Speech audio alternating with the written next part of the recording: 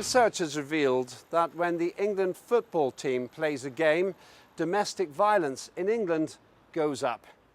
Before the World Cup competition, this time held in Russia, studies showed a connection between domestic violence and football, with reports indicating domestic abuse increases whether England wins or loses its match. The National Centre for Domestic Violence released a poster which addresses this disturbing link. The poster, created with communications agency J Walter Thompson, or JWT, shows a woman with blood pouring out of her nose in the shape of the St. George's flag, with the title, "If England gets beaten, so will she." Joe Wallace, creative director at JWT, said, "As fans across the world watch each game with trepidation, so too do the partners of some of those fans." The findings, carried out by Lancaster University using data from various World Cups, is backed up by the National Centre for Domestic Violence, the National Police Chiefs Council and the BBC. There was also evidence that incidents of domestic violence were higher on the day following an England game. The number of cases also rose whenever the England game was played on a weekend. A police officer quoted in the report said, "The World Cup appears a reason for many to party. However, delight and expectation can turn into despair and conflict with the kick of a ball. In a very real sense, the game played on the pitch becomes a threat of violence in the home." Why does domestic violence increase when England plays football? And can anything be done to stop it? Simple questions with important answers.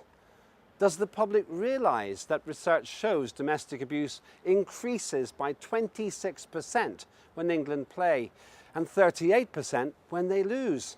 We asked them, and this was their reaction. I guess I'm not sure if the connection is with football in general. I'm sure you'd probably see similar things happening, I don't know, maybe at Christmas or at New Year's, things when people drink a lot, but that's horrible, yeah.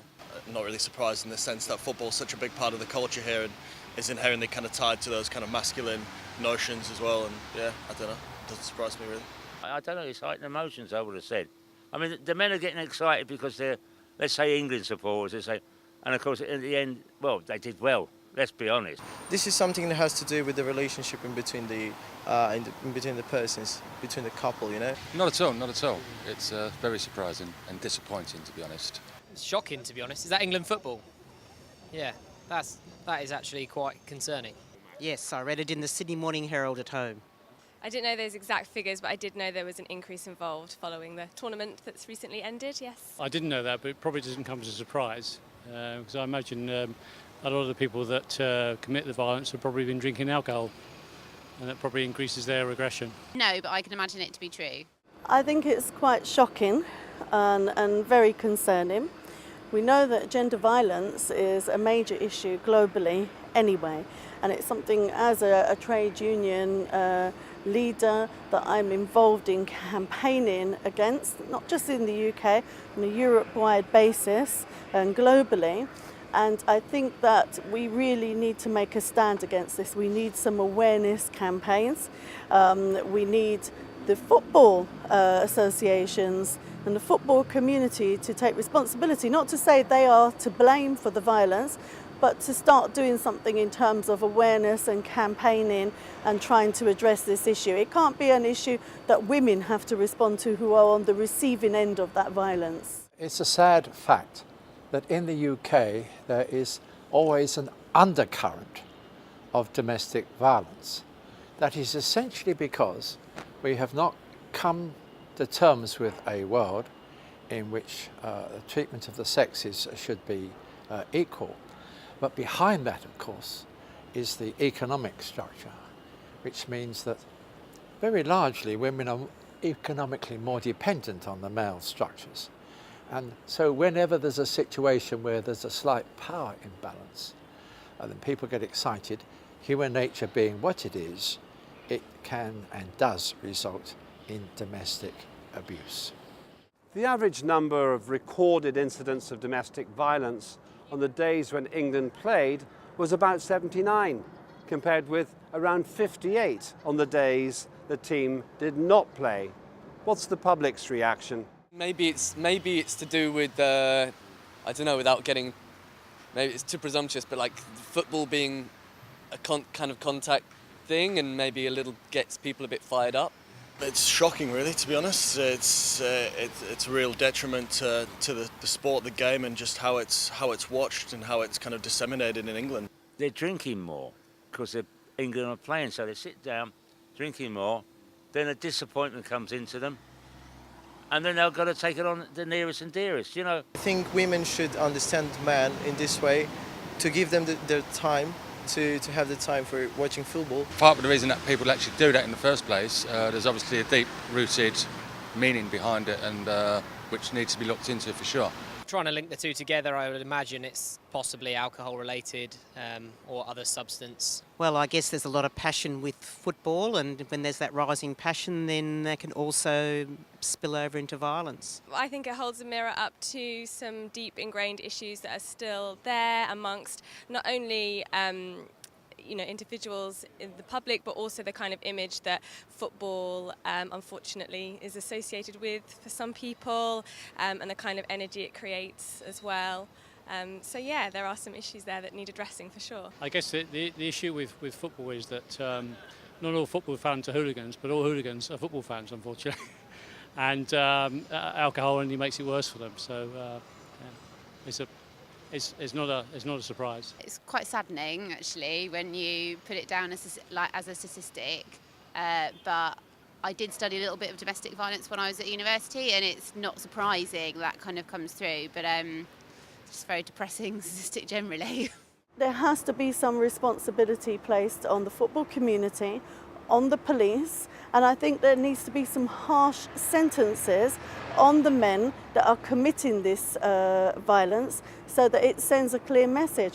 And it's concerning as well, isn't it, that we're having this increased association between fascists and football communities, and I think that all of those things need to be looked at together and addressed, and the government have a clear responsibility to ensure that there is safety. The first fact is that football supporters are largely male, at least in the more public performances of support. So, and the excitement which is generated, is without any doubt, is in fact male. And that then combines with the social situation, particularly the economic imbalance. And as a result, when the football fever rises, then you get an inevitable result in domestic violence. Now, I would say this, that this is not inevitable. It's partly that a game like football not only manifests violence, but the authorities do actually tend to use it as a way, as an outlet, that if violence can be directed, shall we say, at other groups or at the women in society, then they're less likely to be directing their anger and their violence at the real targets, which should in fact be the economic policies of the country. Because also behind this is when failure happens, not only failure on the football field, but economic failure in the homes of the men when they get depressed and they want to lash out at somebody. Well, they can lash out because of a football defeat, but it's much more convenient to lash out at the nearest woman. Why, in the public's view, does domestic violence increase in the UK when England are playing competitive football? I probably expect it's massively to do with alcohol and the drinking issue we have in the UK. If they lose and people get angry, and it's like your world's kind of collapsing around you in a sense, and who do you take that out upon other than the people that are around you, the people that are closest to you? It's sad, but it's true and it happens, and in that sense, yeah, it's shocking but also not surprising. If a man is unreasonable, and then probably unreasonable, and you take drink involved with that as well, that's what's going to happen. You'll get domestic violence. I would think that alcohol is the main thing that causes the fights It's not just about football, but in general, this is what caused the domestic violence. And I would say that the domestic violence is on the other side as well. Women can be aggressive to men as well. Possibly alcohol, possibly hypes up euphoria and disappointment and displaced energy. Because once your team doesn't get through and you're hyped up, it's like all dressed up, nowhere to go. And the trigger happens at some point. Possible substance or just adrenaline, other chemical imbalances in your body, people getting overexcited and losing their, losing their minds. Because the English love their football. I think it's just a cocktail of, being really passionate about the team that are playing, which is, great in many ways. There's also alcohol involved. And I think, a lot of people have a lot of underlying issues, and the kind of passion just brings it out and just brings it to the surface, I think. These guys that do this, or women, whoever it is, are probably far more passionate when it's their team, whether it's their club team or whether it's England playing. They're probably more aggression, more hormones going, more alcohol, so it's a bad mixture. Society is fueled by alcohol, and sadly it is fueled even more when it becomes football, so the two kind of clash and obviously it becomes worse. I think alcohol most definitely plays a part. I think that goes hand in hand. Of course, not everybody that's a football supporter drinks alcohol, but that there is a culture around drinking. People congregate and have a party around the football match, or they go to a pub or a bar, and I think that increase of alcohol intake definitely has a link to the violence, but that can't be an excuse for it. So if drinking is part of the problem, then not drinking has to be part of the solution. But at the end of the day, those men who are committing these violent acts against their partners, supposedly people that they love and care about, need to be held accountable for their actions if they're not going to address those issues themselves. There is, with all humans, there is the esprit de corps, the team spirit. Humans do tend to congregate in groups and tribes, and they have banners and flags, and it's part of, in fact, of what was biologically probably necessary for the survival of the species in the groups. And that tendency, when it's encouraged, can become excessive. There was a famous example of a nurse in the First World War who, commenting as she was about to die and be executed by the Germans, said that patriotism is not enough. And the point is that loyalty to one's team or to one's institution or even to one's nation is not necessarily always essential, and it cannot be enough. In the case of Edith Cavell, and there's a statue to her in London, she was shot by the Germans just for helping prisoners of war. Let's review the statistics. The Lancaster University study found that abuse increased by 26% when England played, and by 38% when they lost.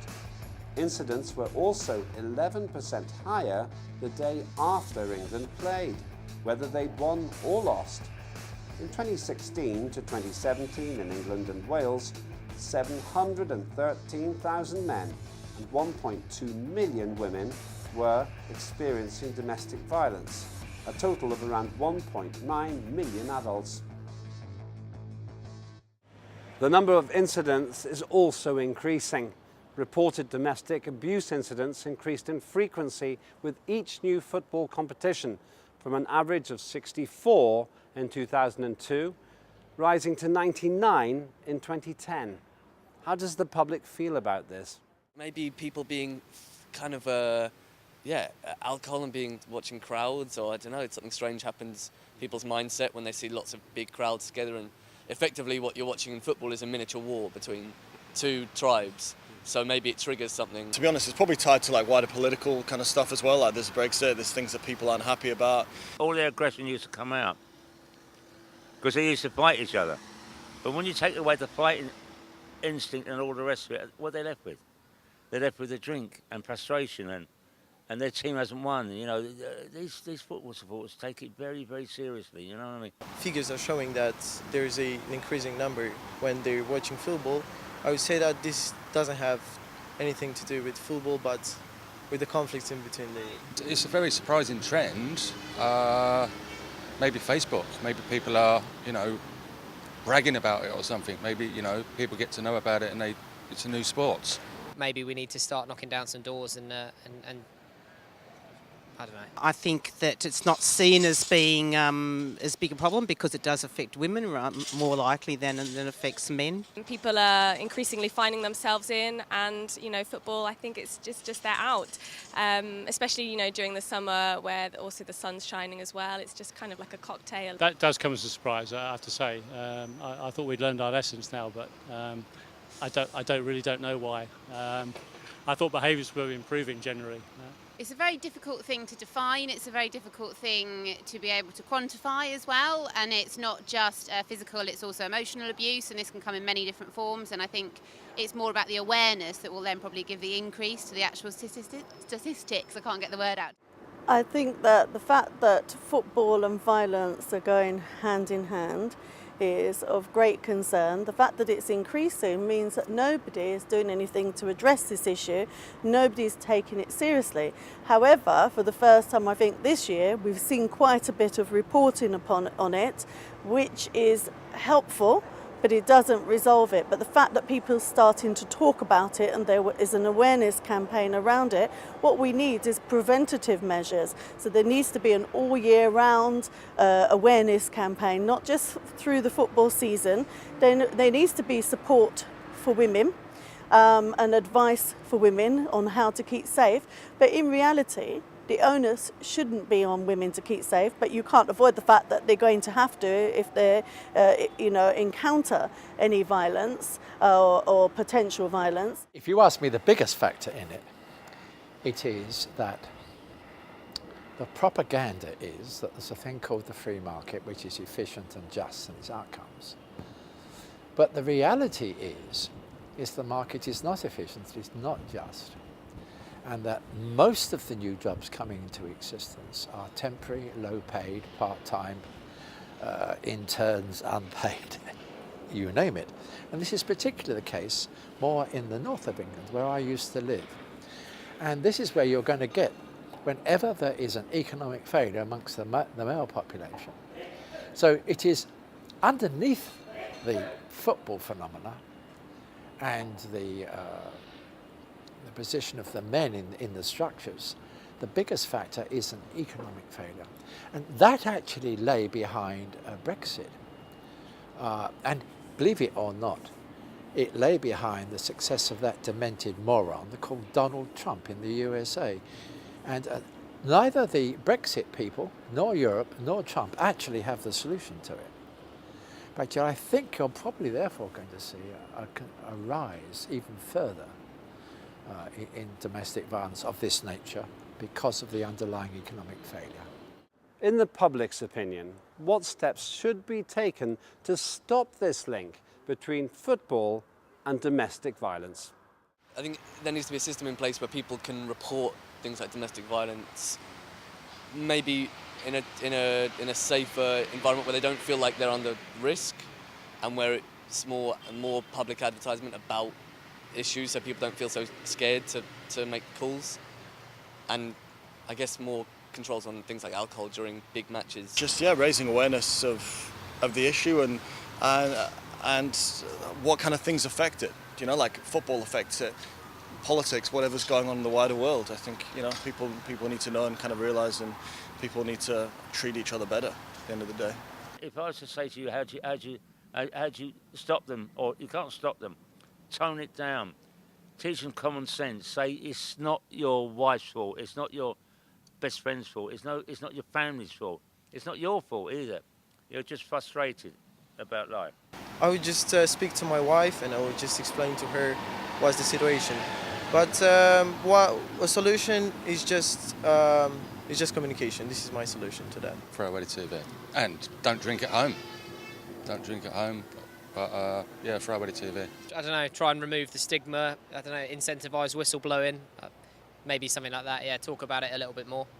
I think it's something people are ashamed of, isn't it? Well, there needs to be more funding for victims of domestic violence. That's crucial.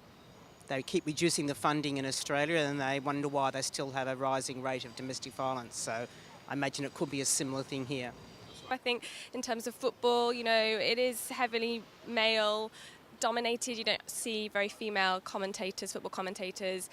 We don't know an awful lot. Well, I don't know an awful lot about, you know, female players and the female England team, which is a shame.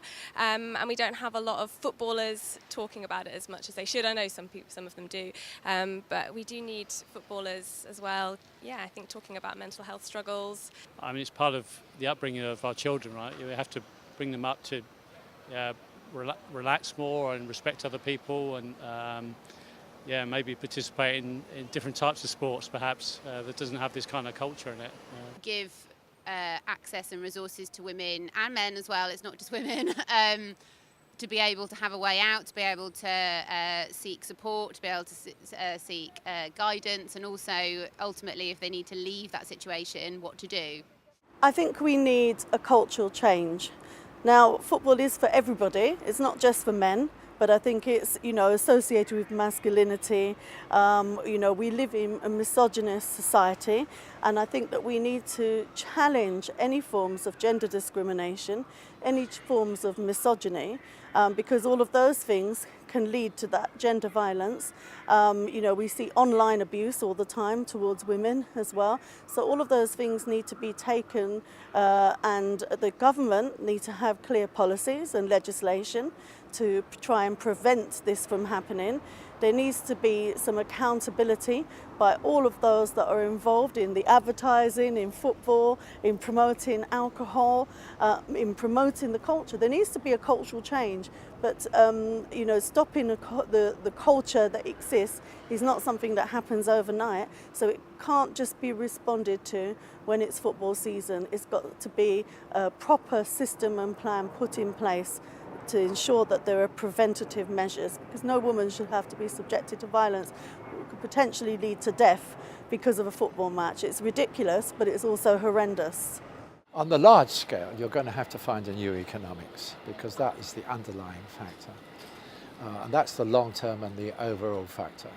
And you also have to focus anger on the economic failure. That means on the academic economists, and in particular on the politicians, who are all lying their heads off about the failure. And I think that is the big one. And then, of course, you do need programs via the schools and the colleges to educate people to the facts that we're all human beings and that we all should in fact behave properly, and remind people that the famous dictum that power tends to corrupt, absolute power tends to corrupt, absolutely, is probably true of all human beings. If ever you're a waiter or a waitress in a restaurant, you will know that half the customers abuse a little bit of power. So that is in human nature. We must accept that, we must understand it, we must ensure that power is more evenly distributed, and we must in fact correct the economic failure, and particularly the failure in economic understanding. The largest report, carried out by Dr. Stuart Kirby and Professor Brian Francis of Lancaster University with Rosalie O'Flaherty, was published in the Journal of Research in Crime and Delinquency. Their findings left no doubt that football on the pitch creates an increase in violence at home. So all the evidence shows that domestic violence goes up when the England football team plays. And this happens whether England defeat their opponents or not.